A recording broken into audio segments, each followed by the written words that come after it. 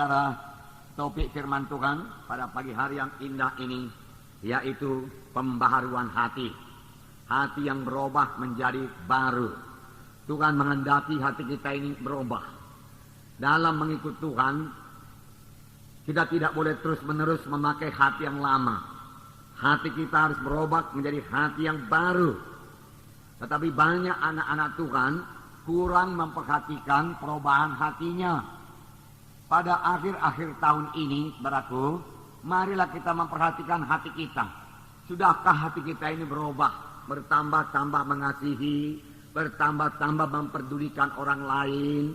Doa kita juga, saudaraku, bertambah-tambah kepada orang lain, kepada sesama saudara-saudara seiman, saudaraku. Sudahkah hati kita ini, saudaraku, bertambah-tambah sabar, saudaraku, bertambah-tambah murah hati, bertambah-tambah tidak cemburu, bertambah-tambah tidak mementingkan diri sendiri, dan tidak sombong, saudaraku, dan lain sebagainya, sebagai yang tertulis dalam buah roh itu, dalam Galati 5, saudaraku. Saudara, dengan jujur nanti kita boleh mengaku kepada Tuhan, dan kita mau Roh Kudus yang membentuk kita dalam hal ini. Sepanjang kita sudah sadar, dan kita mau berubah, saya percaya Roh Kudus mau mengubahkan kita. Tetapi banyak anak-anak Tuhan, saudaraku, hanya mengejar karunia-karunia Roh Kudus. Sebab karunia-karunia Roh Kudus itu luar biasa. Karunia-karunia Roh Kudus itu, saudaraku, yang bisa membuat pelayanan kita terkenal, saudaraku. Dan orang mengenal kita sebagai hamba Tuhan, orang yang dipakai Tuhan, dan sebagainya, saudaraku.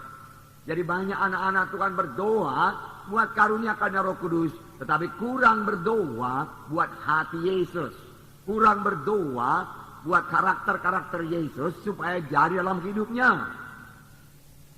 Firman Tuhan berkata dalam 1 Korintus 14 ayat 1, saya membacakan kepada saudara. 1 Korintus 14 ayat 1. Di sini dikatakan, saya membaca, kejarlah kasih itu dan usahakanlah dirimu memperoleh karunia-karunia roh, terutama karunia untuk bernubuat. Kejarlah kasih itu. Usahakanlah dirimu beroleh kasih itu lebih dahulu. Kemudian usahakan lagi dirimu beroleh karunia-karunia roh, terutama karunia untuk bernubuat. Jadi yang pertama, saudaraku, yaitu mengejar kasih. Kasih yaitu soal hati. Karunia-karunia roh itu soal kuasa. Kasih itu, saudaraku, soal hati. Hati yang mengasihi, hati yang tergerak oleh belas kasihan. Kejarlah itu, Tuhan berkata. Itulah dia hati Yesus. Hati yang murah hati Yesus, saudaraku. Hati yang mengampuni, itulah hati Yesus. Hati yang tidak cemburu, itu hati Yesus, saudaraku. Kejarlah itu, Tuhan berkata. Tidak cukup kamu hanya mengejar karunia-karunia roh saja. Berdoa buat karunia-karunia roh. Urapi saya, Tuhan. Pakai saya luar biasa, Tuhan. Teguhkan pelayanan saya dengan kuasa dan tanda ajaib, Tuhan. Oh, banyak sekali doa anak-anak Tuhan demikian. Tetapi rupanya firman Tuhan berkata, itu semua memang tidak salah. Tetapi firman Tuhan berkata, kejar lebih dahulu kasih itu. Sesudah itu, mintalah kuasa itu. Mintalah karunia-karunia rohani. Tidak ada salahnya, Tuhan berkata. Tetapi kamu juga harus memiliki buah-buah roh. Harus memiliki buah roh. Harus memiliki kasih. Kasih dalam hati kita. Saudaraku, sudah kita jatuh kepada dosa hati kita sebenarnya. Mengasihi diri sendiri. Tanya lagi mengasihi Tuhan dan mengasihi sama manusia. Sebagaimana yang dimaksudkan Tuhan. Tetapi kita sudah banyak mengasihi diri kita sendiri. Oleh sebab itu kita perlu berdoa. Supaya Tuhan mengubahkan hati kita lebih dahulu. Menjadi hati yang baru. Menjadi hati yang mengasihi. Hati yang suka menolong. Hati yang suka kebaikan orang lain. Hati yang tergerak oleh belas kasihan melihat jiwa-jiwa berdosa atau jiwa-jiwa keberatan. Bagaimana Tuhan melihat seorang yang sakit kusta. Yang berdoa kepadanya. Tuhan, jika engkau mau, engkau sanggup menyembuhkan aku. Firman Tuhan mengatakan bahwasanya pertama-tama hati Yesus tergerak oleh belas kasihan. Lalu dia mengulurkan tangannya dan menyembuhkan orang tersebut. Dalam perumpamaan orang Samaria, ada seorang yang turun dari Yerusalem ke Jericho. Dia dirampas oleh penyamun-penyamun, memukulnya, meninggalkannya hampir mati. Lalu lewatlah seorang imam, dia melihatnya, hatinya tidak tergerak oleh belas kasihan. Dia punya kedudukan dalam gereja. Dia dihormati dalam gereja, saudaraku. Dia orang yang beragama, saudaraku. Tetapi hatinya tidak tergerak oleh belas kasihan.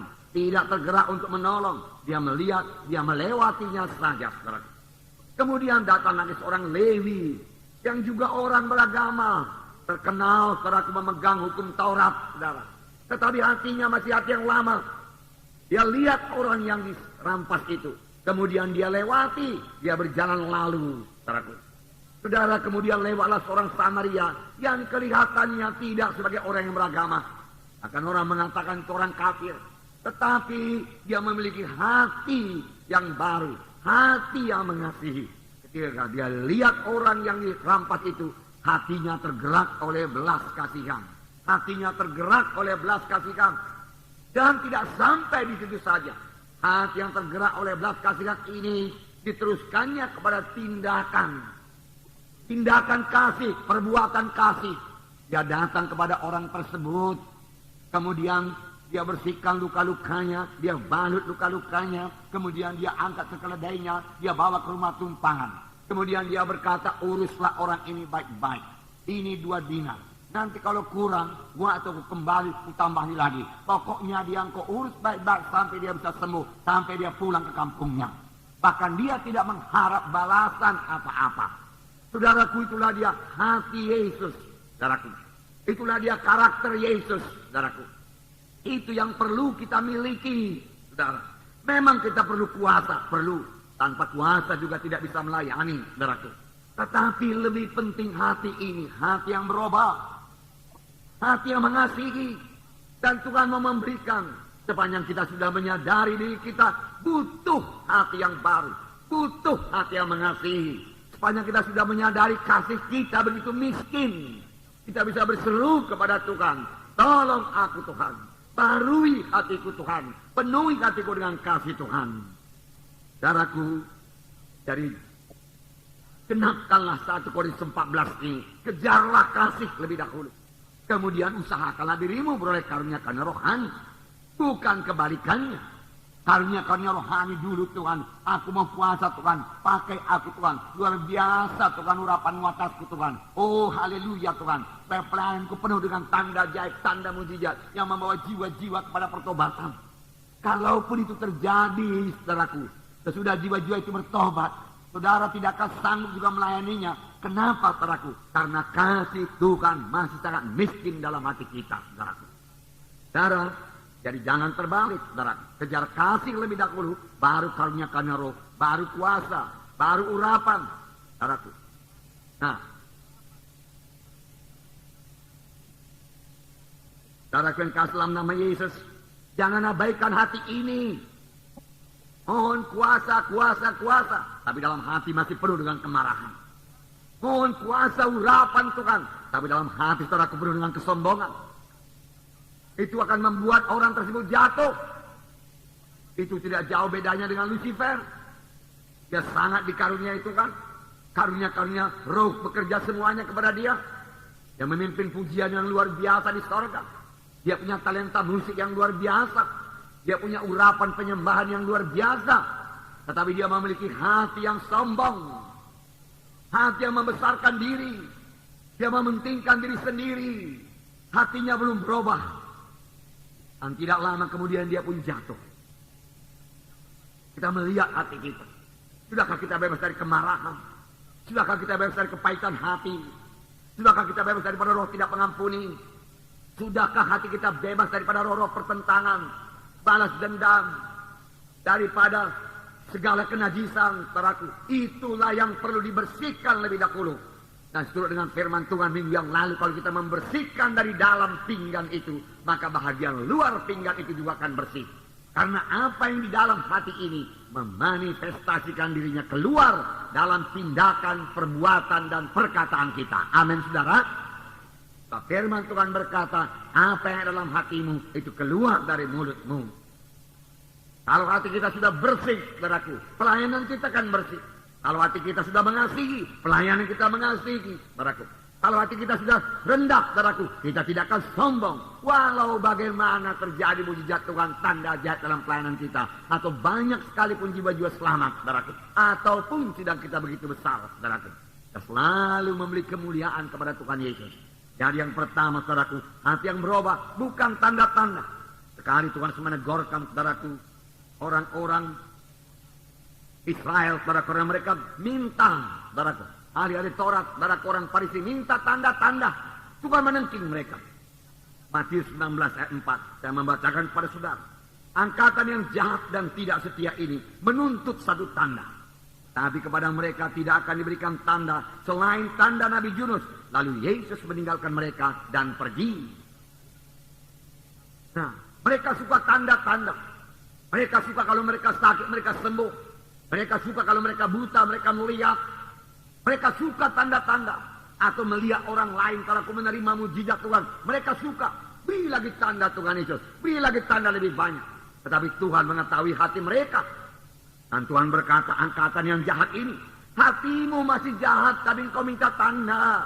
Yang perlu hatimu lebih dahulu berubah, lalu mintalah kuasaku. Tuhan berkata, angkatan yang jahat ini dan tidak setia.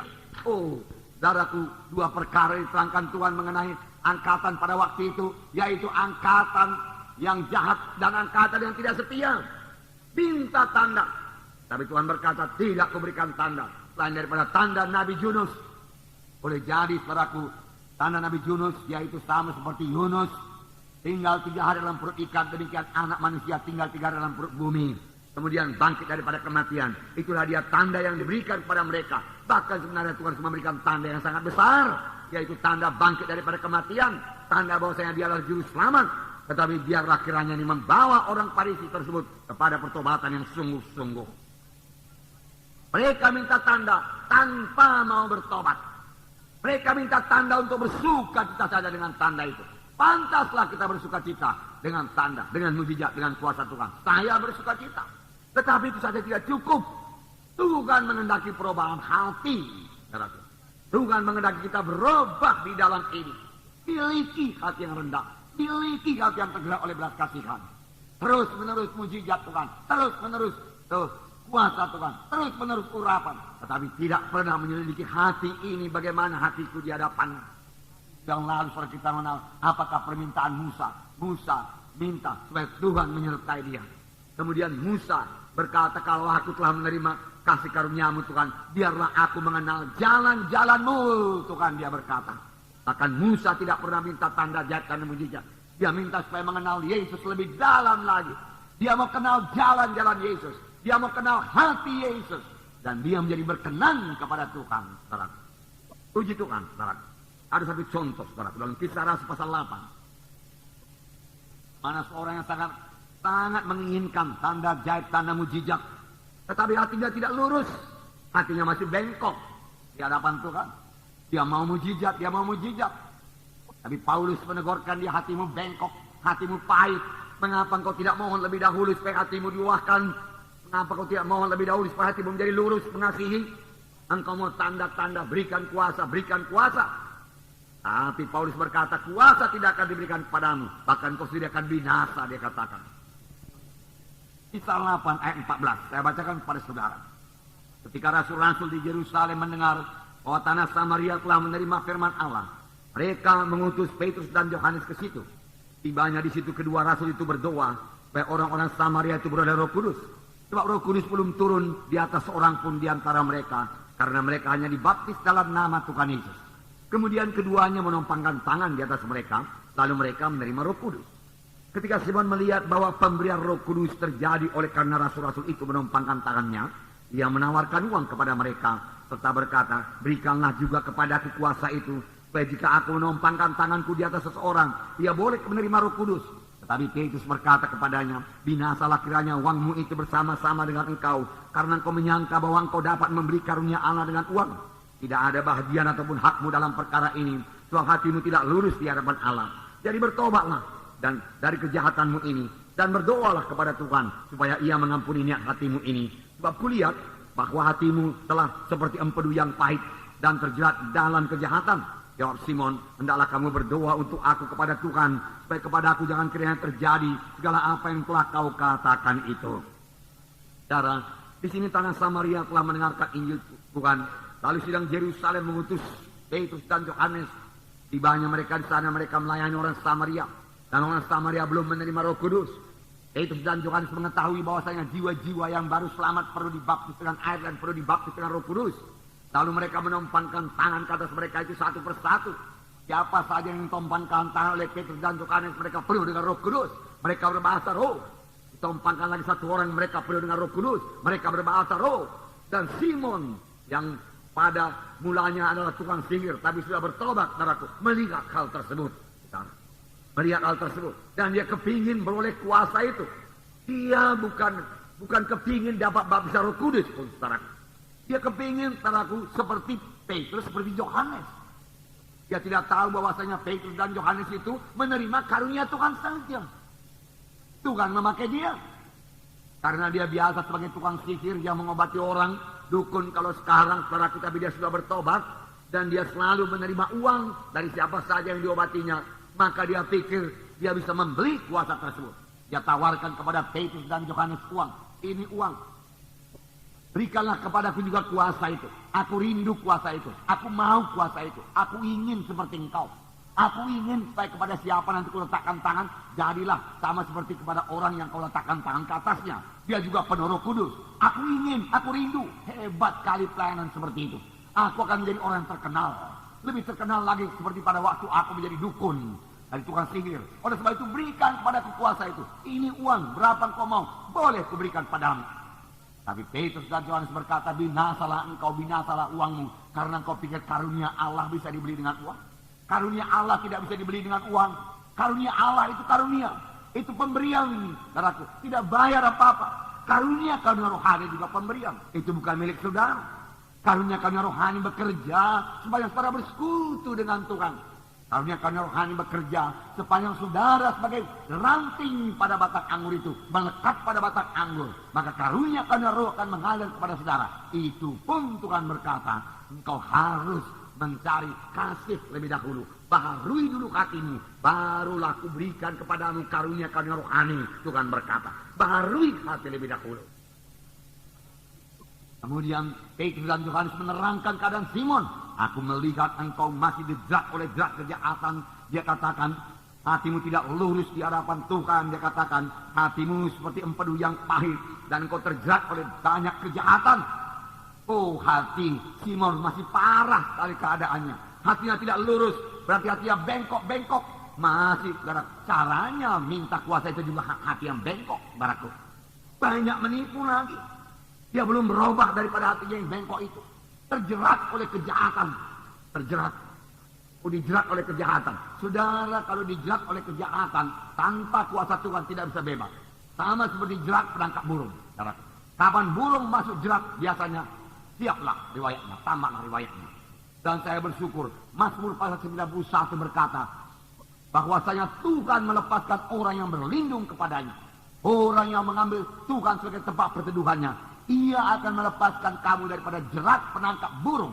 Melepaskan kamu daripada penyakit sampar busuk.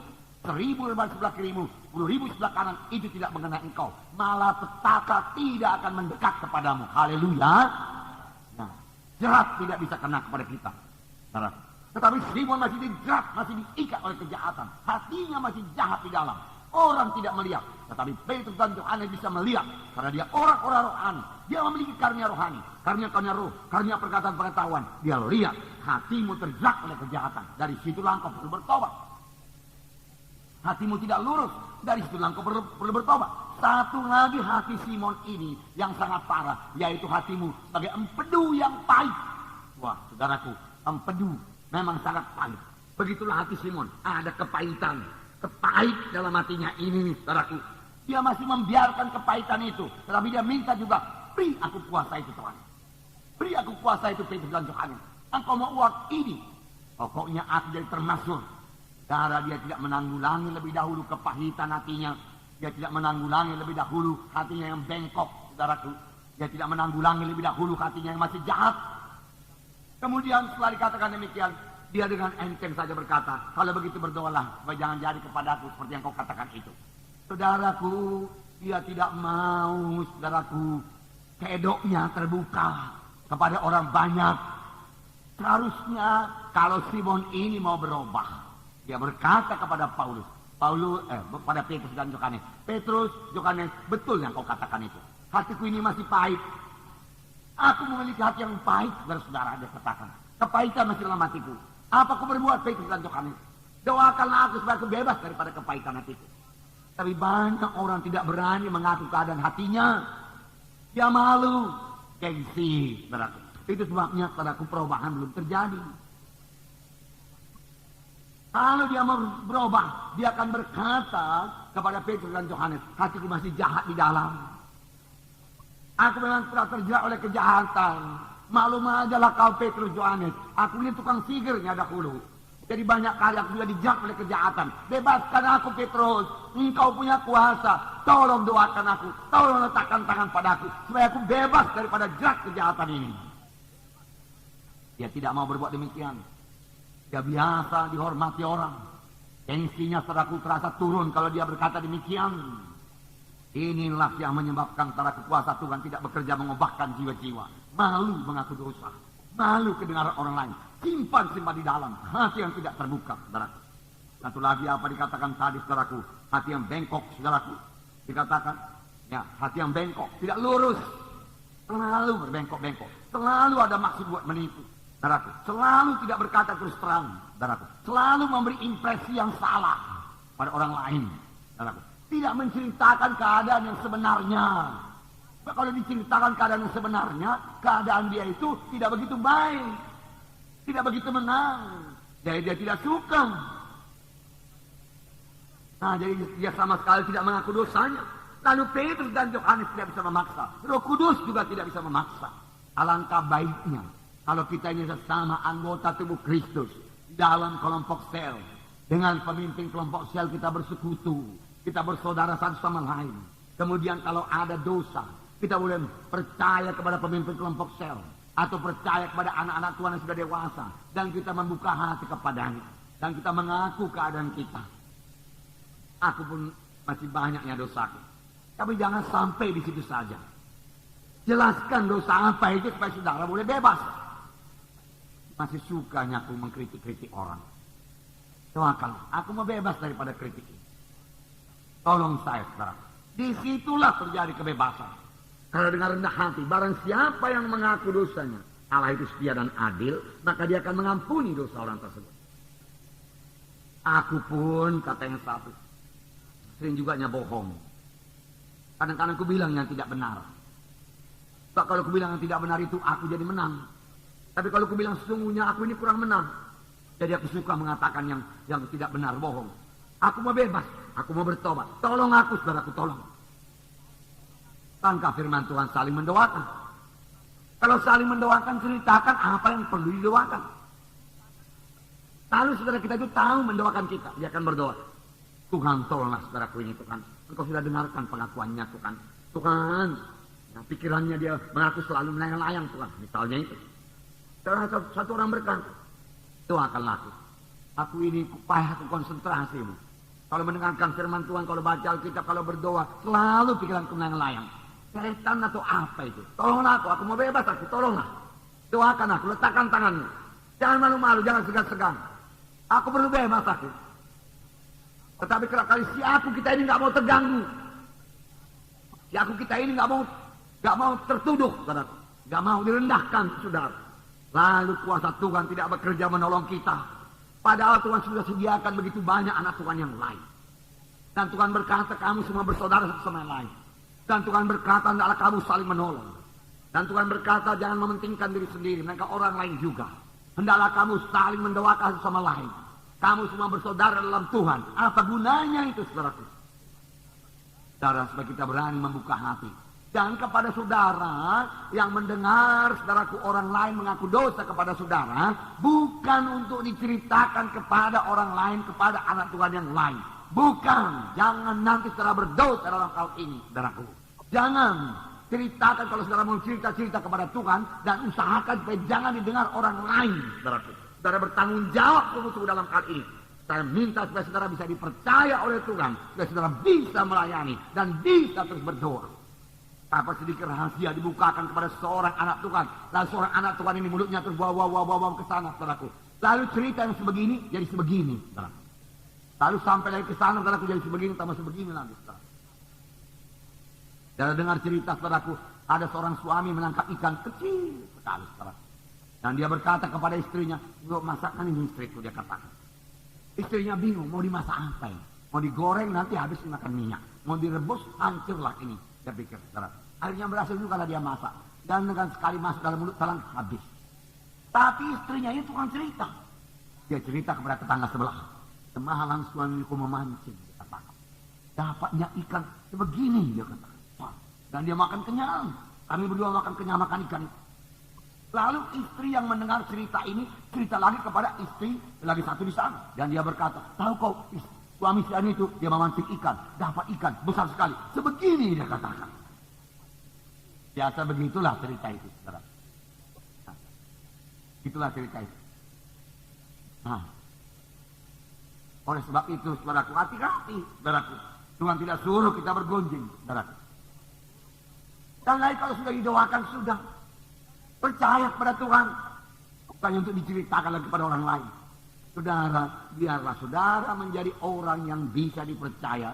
Biarlah kita semua menjadi orang yang bisa dipercaya. Jujur. Orang barat berkata integrity, dia katakan. Jujur. Bisa dipercaya. Maukah saudara? Amin. Nah, lalu Roh Kudus akan pertama-tama memakai saudara. Tetapi kalau saudara mau mendoakan orang itu, saudaraku, saudara harus mengasihi lebih dahulu. Dan sangat berusaha untuk menolong dia. Apa yang kuperbuat Tuhan supaya aku bisa menolong dia.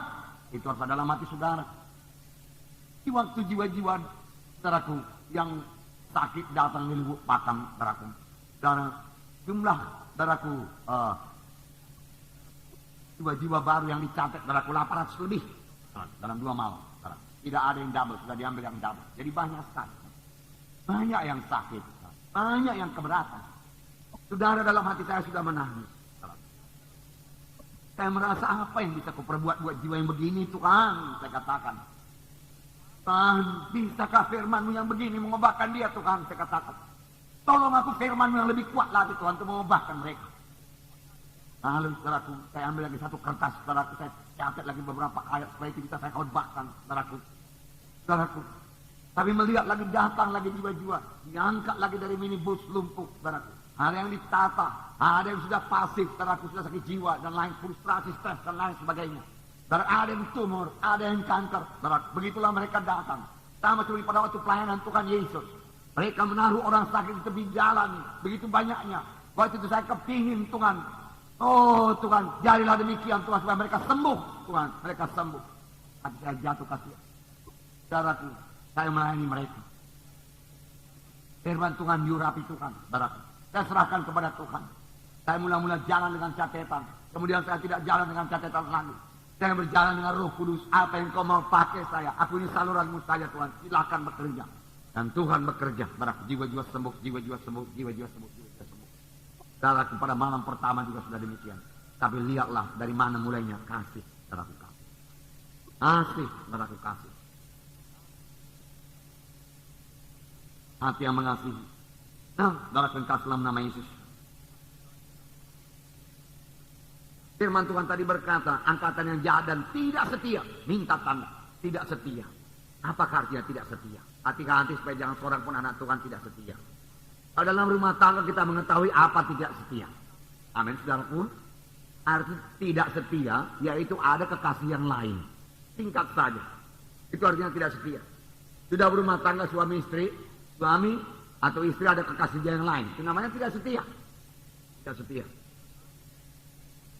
Tuhan mau kita setia. Oh, saudara berkata, saya tidak menyembah berhala, saya tidak menyembah patung, saya tidak pakai jimat dan lain sebagainya. Haleluya. Memang kalau saudara menyembah berhala, ikut dalam upacara-upacara kegelapan, saudara sungguh-sungguh tidak setia. Bahkan kepada Tuhan itu satu perjinahan rohani. Tetapi ada lagi yang lain, yang halus. Saudaraku, setan cerdik. Saya tidak memuji setan, supaya kita tahu tipu dayanya, jangan kita kena tipu dayanya. Saudara, firman Tuhan berkata, persahabatan dengan dunia ini, permusuhan dengan Allah. Kalau kamu mengasihi dunia ini, tidak ada padamu kasih Bapa. Ya, kasih Bapa tarik diri. Kalau kita mulai mengasihi dunia ini, kalau ada kekasih kita yang lain, kekasih kita yang uang, kekasih kita materi dunia ini, kekasih kita kesenangan dunia ini, dan apa yang bisa diberikan oleh dunia ini, maka kasih Bapa mundur daripada kita. Oh, saudaraku, keras ini firman Tuhan, saudaraku. Tetapi untuk kita yang hidup pada akhir zaman ini, di mana dunia materialistis, saudaraku, melanda dunia ini sekarang, saudaraku. Dan kita jangan ikut di dalamnya, saudaraku. Carilah perkara yang di atas. Carilah hati yang baru, hati yang teguh, roh yang kuat. Kita perlu memiliki roh yang kuat sekarang ini, sama sebagaimana Yusuf memiliki roh yang kuat, batin yang teguh, yang tidak bisa saudaraku digoda atau ditarik kepada dosa. Dia teguh dalam Tuhan. Itu yang kita butuhkan sekarang. Begini banyak tarikan daripada dunia ini, begini banyak kesenangan dunia ini, kesenangan daging yang ditawarkan oleh dunia ini, kesenangan hawa nafsu yang ditawarkan oleh dunia ini. Orang sekarang mau berlajak-lajak, mau senang-senang.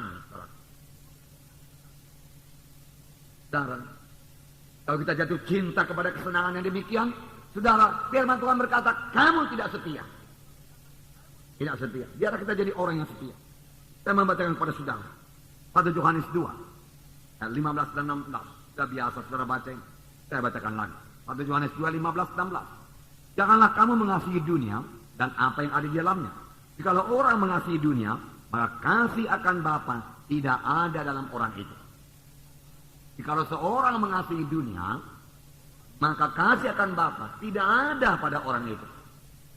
Kesenangan-kesenangan dunia yang membawa kesenangan-kesenangan daging, yang menjurus kepada pemuasan hawa nafsu, yang menjurus kepada hidup berlejak, yang menjurus kepada hidup yang sangat rileks, tidak ada perjuangan, tidak ada kerinduan buat jiwa-jiwa lagi. Mengapa? Karena kasih Bapa sudah lenyap dari orang itu. Mengapa kita menginjil? Karena kasih Bapa tinggal dalam kita. Karena kita mengasihi jiwa-jiwa itu yang terhilang. Dan kita tahu kalau mereka mendengarkan Injil Tuhan, hidup mereka mesti berobat. Dan firman Tuhan tidak kembali dengan kosong, walaupun pada saat itu mereka tidak sembuh. Hati saya sudah berpuas kapan Injil yang benar, saudaraku, sudah diberitakan kepada mereka. Tapi kalau Tuhan berrahmat memberikan tanda jahit, tanda mujizat kesembuhan, puji Tuhan. Seorang yang sakit kanker di Lubuk Pakam bersaksi. Di sini masih kelihatan kankernya di telinganya. Di sini sudah dioperasi sekali, dia katakan. Dia bersaksi. Saya percaya saya sembuh, dia katakan. Mengapa? Saya katakan. Dari mana kamu tahu? Saya sudah dioperasi di sini. Tetapi itu masih ada lagi satu kankernya di sini. Dia berkata, saya sekarang sudah punya semangat, dia katakan. Semangat buat hidup. Saya berkata, puji Tuhan, itu yang terutama. Ya, seorang sakit kanker demikian, saudaraku, tidak ada lagi semangatnya buat hidup. Tetapi setelah dia mendengarkan firman Tuhan, mendengar berita-berita tentang Yesus, ada semangatnya buat hidup. Itu yang terpenting, saudaraku. Kemudian kalau dia belajar, ikut kebaktian, training, saudaraku, maka dia akan belajar beriman. Lalu dengan iman yang teguh, saudaraku, dia mengalahkan semua kegelapan, mengalahkan semua penyakitnya itu, mengalahkan kanker dan tumor. Amin, saudara. Dan itu yang terjadi kepada jiwa-jiwa kalau kita mengabarkan Injil. Kalau tidak, alangkah gelapnya hidupnya, alangkah putus asanya hidupnya. Seorang anak gadis dari bangun purba, saudaraku, malam pertama datang kaku, saudaraku. Mata tidak berkedip, mulut tidak bisa bicara, saudaraku. Tidak ada reaksi apa-apa, saudara. Kami berdoa dengan saudara Pandapota, dengan anak-anak Tuhan yang lain, saudara, kami meletakkan tangan dan mengusirkan roh penipu, roh stres, frustrasi, pelingkau dalam nama Yesus. Saudaraku, dan saya suruh dia melihat saya, lalu ikut-ikut saya, dia mulai bicara. Malam kedua, saudaraku, dia pakaian bagus, muka terang, saudaraku. Kalian kesana saudara melihat, saya tes lagi di depan, saudaraku, sudah bertambah lancar bicara dan bisa ketawa, saudaraku. Oh, saudara, luar biasa pekerjaan Tuhan, luar biasa kuasa Injil Tuhan. Dan saya katakan kepada saudara, ini gambaran daripada jiwa-jiwa di banyak-banyak daerah di tempat lain di seluruh Indonesia ini, saudaraku. Banyak orang kecewa, banyak orang sakit hati, pahit hati, saudaraku, yang merusak seluruh hidupnya, di mana hanya terang Injil Tuhan saja, saudaraku, yang bisa mengubahkan hidupnya. Dan bagaimanakah mereka itu selamat kalau tidak ada yang memberitakan? Tidak ada yang pergi, saudaraku. Saudara, kalau kita semua senang-senang di medan, Tuhan sudah memberkati kita. Saya puji Tuhan buat itu, saudaraku. Tetapi kita tidak bisa diam tenang-tenang di medan ini, saudaraku. Tidak bisa, saudaraku. Pergilah kamu, Tuhan berkata, pergilah kamu. Kabarkan Injilku, Tuhan berkata. Jadikan sekalian bangsa muridku. Oh, puji Tuhan. Haleluya. Kemudian ayat 16. Sebab semua yang ada dalam dunia, yaitu keinginan daging dan keinginan mata, serta keangkuhan hidup, bukan berasal dari Bapa, melainkan dari dunia. Dalam dunia ini apa? Yang jangan kamu mengasihi dunia, dia katakan tadi, keinginan daging. Satu. Yang kedua, keinginan mata. Yang ketiga, keangkuhan hidup. Ini terjadi pada orang dunia. Kadang-kadang dia tutup-tutupi, saudaraku, awak ini apalah. Tapi dalam hatinya sebenarnya, oh, aku hebat. Aku lebih daripada kamu sekalian. Sombongan, saudaraku. Ada yang menyombongkan mati, saudaraku. Ada yang menyombongkan keberhasilan, saudaraku. Ya. Ada yang menyombongkan kekuasaan. Keangkuhan hidup. Bukan daripada Allah. Janganlah keangkuhan hidup ini, saudaraku, menimpa kita. Saudaraku. Keinginan daging. Apakah itu? Biasanya keinginan daging, yaitu keinginan yang najis. Yang menjurus pada pemuasan hawa nafsu. Itulah dia keinginan daging. Baik, nafsu makan, berlajak-lajak, itu keinginan daging. Kesenangan dosa, itu keinginan daging. Percabulan, kecemaran, kenajisan, itu keinginan daging. Sejalan dengan Galatia 5, 19, keinginan daging. Bukan daripada Bapa, jelas bukan dari Bapa pada Bapa kenajisan. Jelas bukan daripada Bapa terhadap keinginan yang najis. Percabulan, bukan daripada Bapa. Kemudian keinginan mata, apakah itu? Saudaraku, ingin melihat yang dilarang Tuhan. Ingin melihat yang tidak suci. Ingin melihat yang tidak baik. Jatuhnya kepada keinginan daging juga.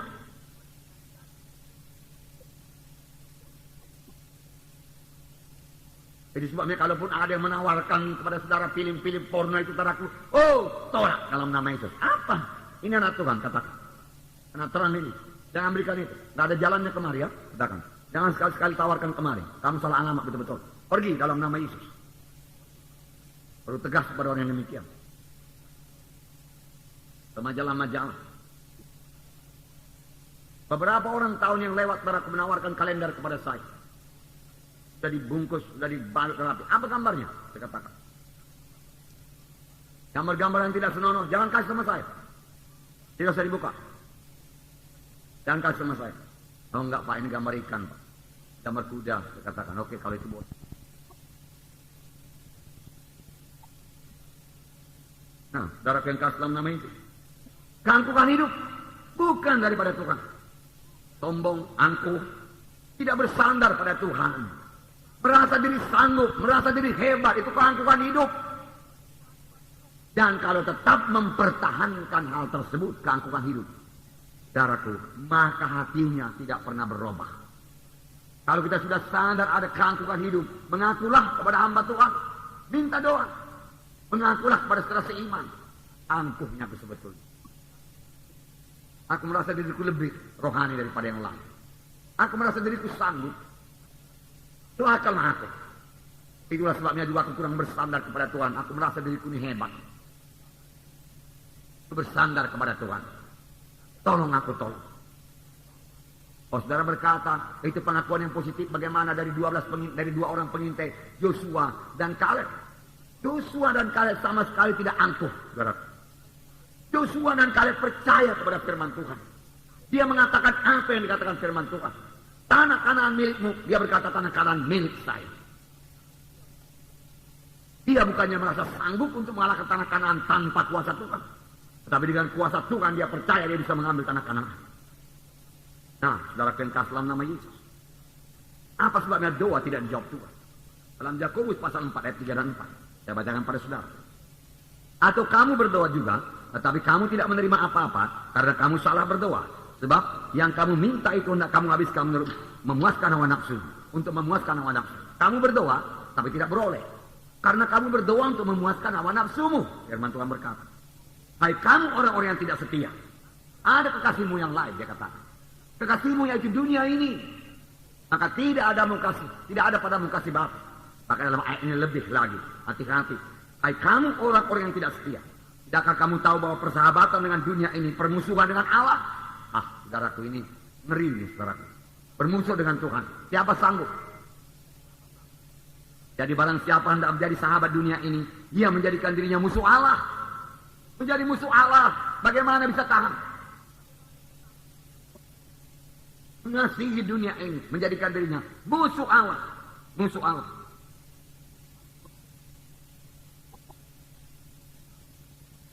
Perhatikan, saudara. Tuhan sebenarnya menyelamatkan kita, memberikan perubahan yang di dalam lebih dahulu. Itu kehendak Tuhan. Bukan luaran. Luaran, saudaraku, kelihatan baik. Luaran kelihatan bersih. Tetapi di dalam, saudaraku, boleh kelihatan. Di dalam hatinya, saudaraku, penuh dengan rampasan, firman Tuhan berkata.